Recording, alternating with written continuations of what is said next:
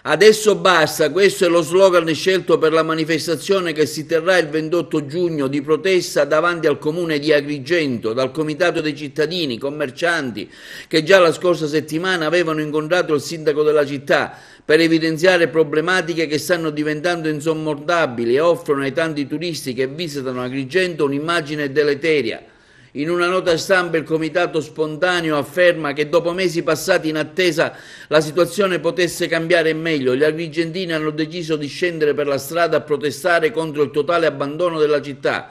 Una cattiva gestione della cosa pubblica, un'amministrazione totalmente assente hanno fatto sì che il degrado urbano prendesse il sopravvento. Una città così devastata non si era mai visto, dopo che si è scelto di sacrificare lo spazzamento delle strade per dare manforte alla raccolta della spazzatura porta a porta, un servizio già carente in partenza di personale, rimasto tale, isole ecologiche chiuse, il servizio di ritiro porta a porta a singhiozzo, turni frequentemente cambiati, in più si aggiungono a tutti questi disagi degli abusivi che non pagano la tassa sulla spazzatura, con una scarsa volontà da parte dell'amministrazione di volerli scovare e sanzionare.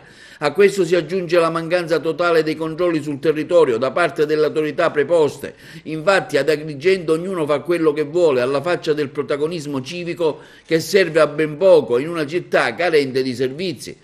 In una città dove la gente, prosegue la nota stampa, anche del nord ha investito fior di euro per creare strutture ricettive di un certo livello, ma che si scontra con le recensioni negative e le conseguenti cancellazioni dei soggiorni in città, a causa delle pessime condizioni con le quali accogliamo i turisti tutti i giorni, vanificando così gli sforzi degli operatori turistici, imprenditori, commercianti che credono nel futuro turistico di Agrigento.